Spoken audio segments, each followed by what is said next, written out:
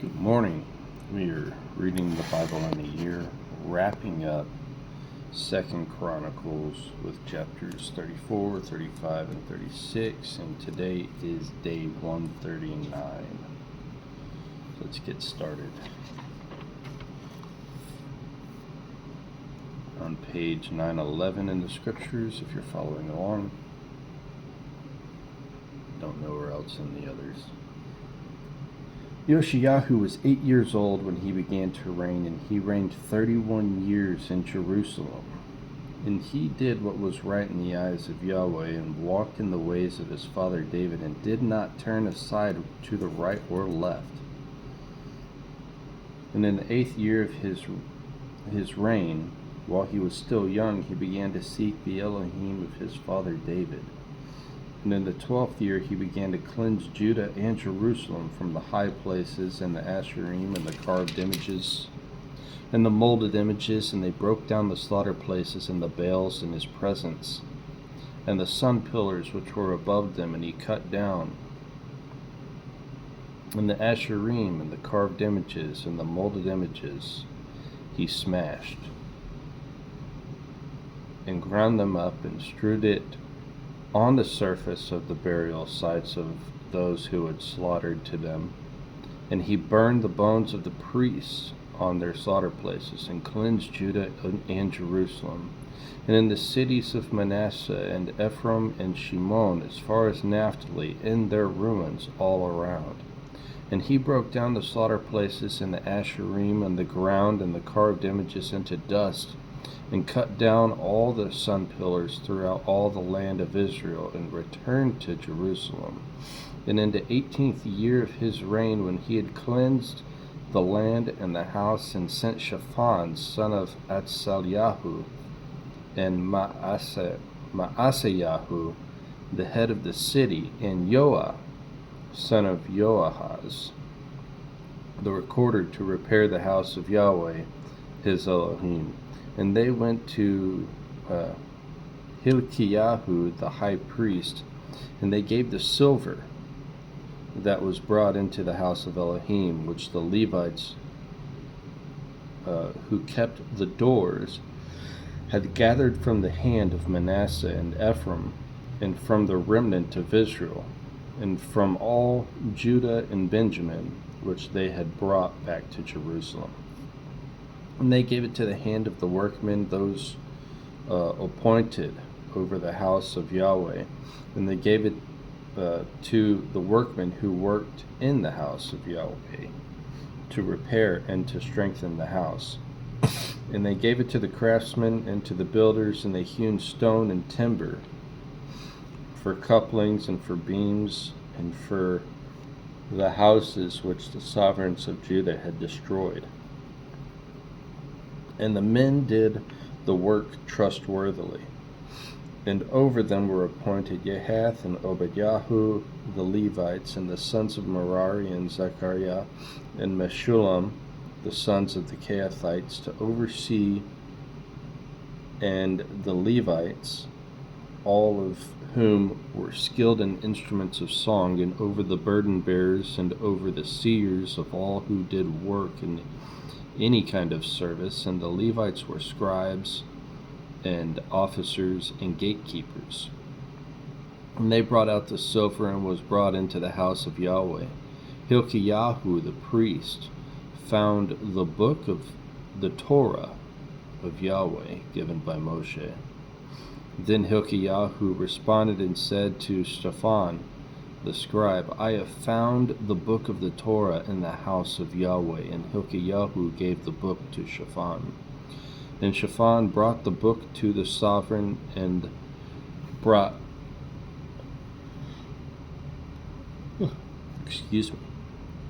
the sovereign word, saying, all that has been given into the hand of your servants they are doing, and they have poured out the silver that was found in the house of Yahweh, and had given it into the hand of those appointed and the workmen. And Shaphan the scribe informed the sovereign, saying, Hilkiyahu the priest has given me a book. And Shaphan read it before the sovereign. And it came to be, when the sovereign heard the words of the Torah, that he tore his garments. And the sovereign commanded Hilkiyahu, Achikam, son of Shaphan, and Abdon, son of Micah, and Shaphan the scribe, and Asaiah the servant of the sovereign, saying, Go inquire of Yahweh for me and for him who is left in Israel and Judah concerning the words of the book that is found. For great is the wrath of Yahweh that is poured out on us, because our fathers have not guarded the word of Yahweh to do according to all that is written in this book. Then Hilkiyahu and those of the sovereign went to Huldah the prophetess, the wife of Shulem, the son of Tokath, son of Hasra, keeper of the wardrobe, who was dwelling in Jerusalem in the second quarter, and they spoke to her about this. And she said to them, Thus said Yahweh Elohim of Israel, say to the man who you sent to me, Thus said Yahweh, see, I am bringing evil on this place and on its inhabitants. All the curses that are written in the book, which they have read before the sovereign of Judah, because they have forsaken me and burned incense to other mighty ones to provoke me with all their works of their hands. Therefore my wrath is poured out on this place and is not quenched. And to the sovereign of Judah, whom sent you to inquire of Yahweh, say this to him, Thus said Yahweh Elohim of Israel, whose words you have heard. Because your heart was tender, and you humbled yourself before Elohim when you heard his words against this place and against its inhabitants, and you have humbled yourself before me, and you tore your garments and wept before me, I also have heard, declares Yahweh. See, I am gathering you to your fathers, and you shall be gathered to your burial site in peace, so that your eyes would not see the evil that I am bringing on this place and its inhabitants. So they brought back word to the sovereign, and the sovereign sent and gathered all the elders of Judah and Jerusalem. And the sovereign went up to the house of Yahweh with all the men of Judah and the inhabitants of Jerusalem, and the priests and the Levites, and all the people, both great and small. And he read in their hearing all the words of the book of the covenant which had been found in the house of Yahweh. And the sovereign stood in his place and made a covenant before Yahweh to follow Yahweh and guard his commands and his witnesses and his laws with all his heart and with all his being, to do the words of the covenant that were written in this book. And he made stand all who were present in Jerusalem and Benjamin. And the inhabitants of Jerusalem did according to the covenant of Elohim, the Elohim of their fathers. And Yoshiyahu removed all the abominations from all the lands that belonged to the children of Israel, and made all who were present in Israel diligently serve Yahweh their Elohim. All his days they did not turn away from following Yahweh Elohim of their fathers. Chapter 35. And Yoshiyahu performed a Pesach, which is Passover, to Yahweh in Jerusalem. And they slew the Passover on the 14th day of the first new moon. And he set the priests in their duties and strengthened them for the service of the house of Yahweh, and said to the Levites, who were teaching all Israel, who were set apart to Yahweh, Put the set-apart ark in the house which Solomon, son of David, sovereign of Israel, built. It is no longer to be a burden on your shoulders. Now, serve Yahweh your Elohim and his people Israel, and prepare by the fathers' houses according to your divisions, by the writing of David, sovereign of Israel, and by the writing of Solomon his son. and stand in the set apart place by the divisions of the fathers' houses of your brothers and lay people, and the lay people, and the portion of the father's house of the Levites, and slay the Passover, and set yourselves apart, and prepare your brothers to do according to the word of Yahweh by the hand of Moshe. And Yoshiyahu gave the lay people lambs and young goats from the flock for all for Pesachim, for everyone present, to the number of 30,000, and 3,000 cattle. These were from the sovereign's possessions. And his leaders contributed a voluntary offering to the people, to the priests and to the Levites. Hilkiah and Zechariah and Yehiel, sovereigns of the house of Elohim, gave the priests for the Pesachim 2,600 and 3,000 cattle.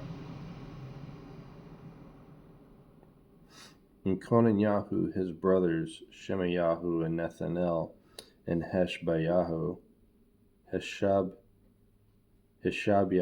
and Yehiel and Yozabad, chief of the Levites, gave the Levites for the Passover 5,500 cattle. And the service was prepared, and the priests stood in their places, and in the Levites in their divisions, according to the command of the sovereign. They slew the Passover, and the priests sprinkled out of their hands while the Levites were skinning.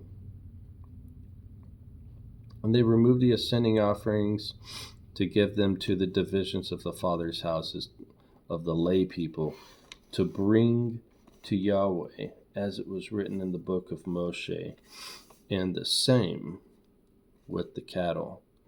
So they roasted the Passover, which is the Passover lamb, if you're not tracking the Passover. They roasted the Passover lamb with fire, and it's really just all the slaughterings. So they roasted the Passover with fire according to the right ruling, and they boiled the set-apart offerings in pots. And the right ruling is that when you're slaying the Passover, you're supposed to slit the throat of the sheep, the lamb. It must be a male that is within its first year, so it cannot be fully grown.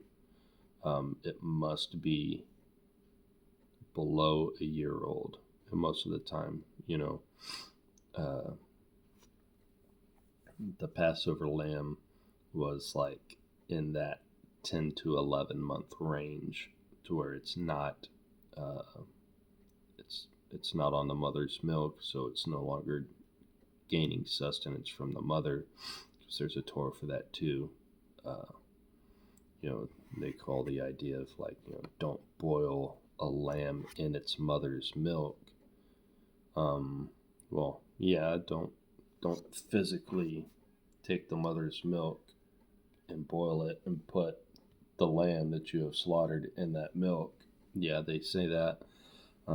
I see that, but that's kind of cruel. But also, don't take a lamb that is sucking on the teat of its mother, so while it is in the mother's milk, it's gaining sustenance from the mother. That lamb is off limits, right? Wait until that lamb is older and no longer needing the sustenance of the mother. Wait a few months, right? So that's the idea that's being presented there. So according, like it said, I totally lost. Yeah, verse 13. So they roasted the Pesach with fire according to the right ruling. That is the right ruling, is what I'm saying there is, a lamb that is of its first year on the 14th day of the first month, of the first new moon, which happens after the vernal equinox, which modern day, the vernal equinox happens in and around like March 21st, March 22nd, something like that. So we're actually nearing the vernal equinox. So after the vernal equinox, there's, nuances as to how they do the calendar and all that. But anyways, you do the vernal equinox and then you wait 14 days from the vernal equinox. The marker of the vernal equinox is, either the first day of the new moon, or you wait until the new moon after the vernal equinox, and then you begin your count for 14 days. Because at the new moon, that begins the first of the first month, right? So that's kind of given your biblical timeline as to what that was happening. So whenever you hear about the idea of the first month or slaying the Passover, this is happening in spring. So that's what's happening there. So verse 13, they roasted the Pesach with fire according to the right ruling, and they boiled the set-apart offerings in pots and in cauldrons and in bowls, and brought them speedily to all the lay people. And afterward they prepared for themselves and for priests, because the priests and the sons of Aaron were offering ascending offerings and fat until night.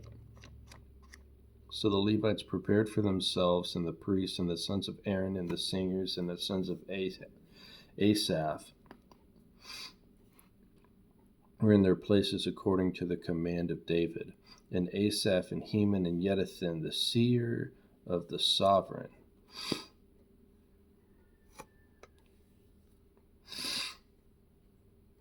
and the gatekeepers at each gate did not have to leave their position, because their brothers the Levites prepared for them. And all the service of Yahweh was prepared that day to perform the Pesach and to offer ascending offerings on the slaughter place of Yahweh according to the command of the sovereign Yoshiyahu.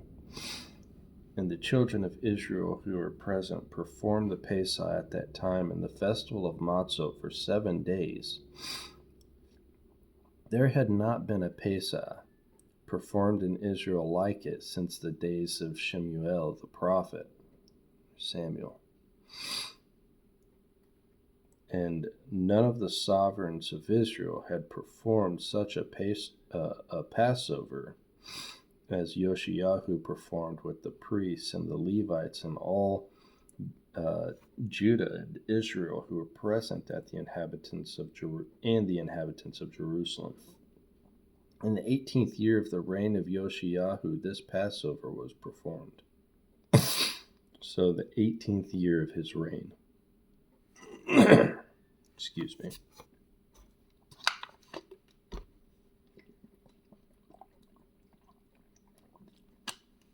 Starting to turn into spring, guys, and I'm starting to feel it. Allergies and nonsense.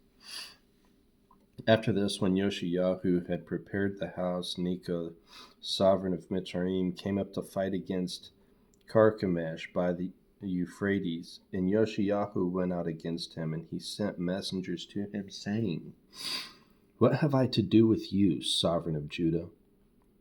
I'm not coming out against you this day, but against the house which I am fighting, for Elohim commanded me to make haste. Leave Elohim alone, who is with me, lest he destroy you." However, Yoshiyahu would not turn his face from him, but disguised himself to fight against him, and did not listen to the words of Necho from the mouth of Elohim, and came to fight in the valley of Megiddo. And the archers shot at the sovereign Yoshiyahu. And the sovereign said to his servants, "Take me away, for I am severely wounded." And his servants took him out of that chariot and put him in the second chariot that he had, and they brought him to Jerusalem, and he died, and was buried in one of the burial sites of his fathers. And all Judah and all Jerusalem were mourning for Yoshiyahu.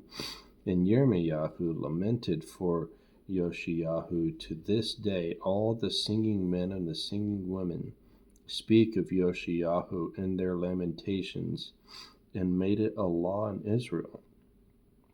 And see, they are written in the laments.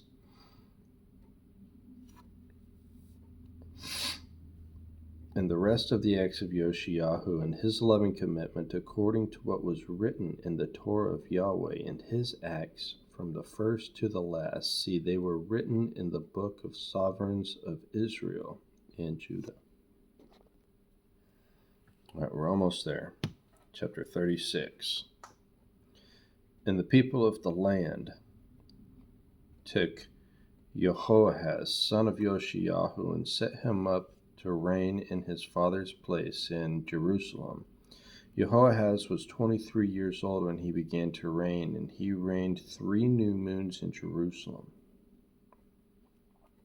And the sovereign of Mitzrayim turned him aside in Jerusalem, and imposed on the land a levy of 100 talents of silver and a talent of gold. And the sovereign of Mitzrayim made his brother Eliakim sovereign over Judah and Jerusalem, and changed his name to Jehoiakim. And Necho took Jehoahaz his brother and brought him to Mitzrayim. Jehoiakim was 25 years old when he began to reign, and he reigned 11 years in Jerusalem. And he did evil in the eyes of Yahweh his Elohim. Nebuchadnezzar, sovereign of Babel, came up against him and bound him by bronze shackles to take him away to Babel. And Nebuchadnezzar brought some of the utensils of the house of Yahweh to Babel, and put them in his temple at Babel, his Hekal, the temple. And the rest of the acts of Jehoiakim, the abominations which he did, and what was found against him, see, they are written in the book of the sovereigns of Israel. Then Jehoiakim, his sovereign, reigned in his place. And Jehoiakim was 8 years old when he began to reign, and he reigned in Jerusalem 3 new moons and 10 days, and he did evil in the eyes of Yahweh. And at the turn of the sovereign Nebuchadnezzar, at the turn of the year, sovereign Nebuchadnezzar sent and brought him to Babel with the valuable utensils from the house of Yahweh, and made Zedekiyahu, Jehoiakim's brother, sovereign over Judah and Jerusalem. Zedekiyahu was 21 years old when he began to reign, and he reigned 11 years in Jerusalem. He did evil in the eyes of Yahweh his Elohim. He did not humble himself before Yirmiyahu the prophet, who spoke of the mouth of Yahweh. He also rebelled against the sovereign Nebuchadnezzar, who had made him swear by Elohim, but he stiffened his neck and hardened his heart against turning to Yahweh Elohim of Israel. Also all the heads of the priests of the people trespassed more and more according to the abominations of the nations, and they defiled the house of Yahweh, which had set apart in Jerusalem. And Yahweh Elohim of their fathers sent to them by his messengers, rising up early and sending them, for he had compassion on his people and on his dwelling place. But they were mocking the messengers of Elohim, and despising his words, and scoffing at his prophets, until the wrath of Yahweh rose against his people, until there was no healing. Therefore he brought against them the sovereign of the Kasdim, and he killed their young men with the sword in the house of their set-apart place, and had no compassion on young man or maiden, on the aged or the weak. He gave all into his hand. and all the utensils from the house of Elohim, great and small, and treasures of the house of Yahweh, and the treasures of the sovereign and his leaders, and all these he brought to Babel.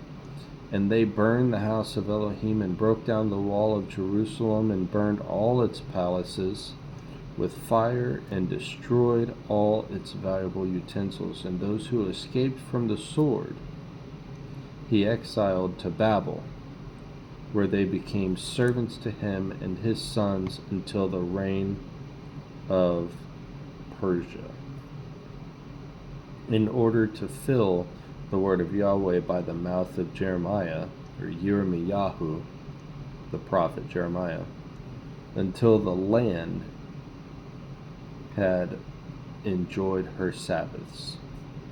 As long as she lay waste, she kept Sabbath, until 70 years were completed. And in the first year of Koresh, sovereign of Persia, in order to accomplish the word of Yahweh by the mouth of Jeremiah, Yirmiyahu, Yahweh stirred up the spirit of Koresh, sovereign of Persia, so that he called out in all his reign,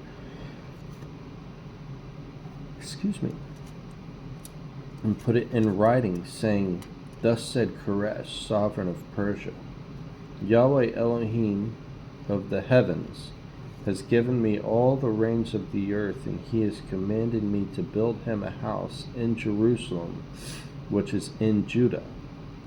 Whoever is among you of all the people, of all his people, Yahweh his Elohim be with him, and let him go up. And that's it. That is the completion of 2 Chronicles, which means we are diving into Ezra tomorrow. Shalom.